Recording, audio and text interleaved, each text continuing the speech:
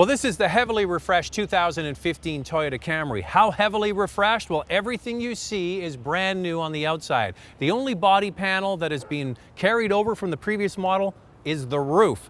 And they went with a more aggressive look to this car because they wanted to attract younger buyers to the Camry line. Sure, it's the best-selling passenger car in North America, but to stay on top and with lots of competition, you definitely need to refresh things. You can see right away it's got a more aggressive nose. The car's wheelbase is the same length, but they made the nose just a little bit longer. New, more aggressive looking headlights and grille. On the higher end trim levels, you actually get LED high beams and LED marker lights. Around the back, there's new tail lights, and it looks much more dynamic, and I think they've achieved their goal of making it look like a more appealing upscale car. We're here in Charlotte in North Carolina to take this car for a test drive, and inside I think you're going to notice some changes as well. Now, the dimensions of this new Camry really didn't change. They made the front a little bit longer, but the wheelbase relatively remains intact, and that means that the interior dimensions are pretty much spot on. What they have changed is some of the refinement inside the car. So the only carryover on the front of the car is the top of the dash. It's soft touch material with the French stitching, but they've added in more with that. Tops of the doors now, soft touch materials. They have this Alcantara suede on the side, and some trim levels you get it in the seat inserts as well. The biggest change that people are going to interact with the most is the center console now has more real estate. The buttons are bigger, the knobs are bigger, and it's just generally easier to interact with. The old one I thought was good, but this one is bigger. In addition, they've got a small screen in between the tack and the speedo. That's a quick glance sort of screen for the main things you use, like navigation, turns, radio, what have you. Now, if you get the top XLE trim, it has a little secret. In the center console here, where you would typically plug in your phone and the connections for your iPod, what have you, they actually have a place where you can put your phone in and it wirelessly charges your phone. The phone has to have that technology, or apparently you can buy a sleeve that it sits in, and once you slide it in there, it's charging. You don't have to plug it in. That's pretty cool stuff. So that's only available on the top XLE trim. So the interior updates basically just make it a little bit more tasteful.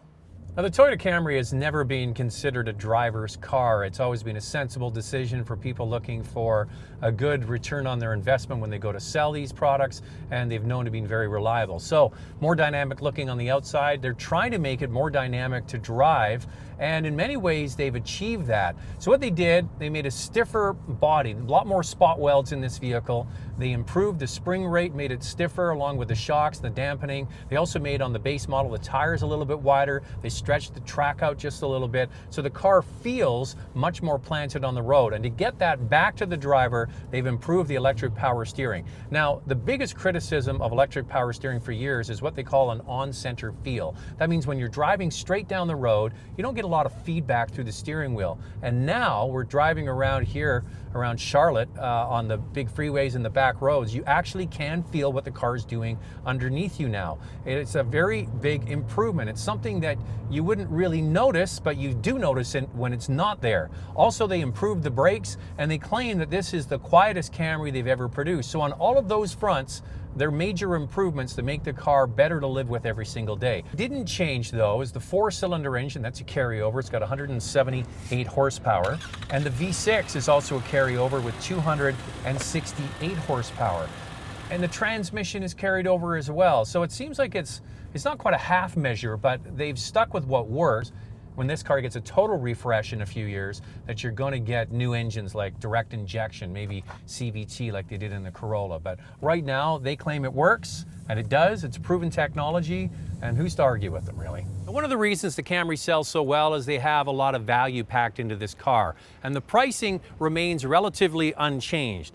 It starts at $23,850 for the base model. If you get the upgrade package on the LE trim, it goes to $25,935. There is a new trim level for the Toyota Camry called the XSE, which has the appearance package on the outside that makes it look more dynamic. You've got the blacked out front grille, and that starts at $27,990. The top of the range XLE starts at $34,790. The one that's interesting is the SE model. They've dropped the price by $2,000. So the Camry is more dynamic looking on the outside. The interior refinements are welcome. It drives better than any Camry has in the past, but I think we're going to have to wait until a full model refresh in a few years to get new engines.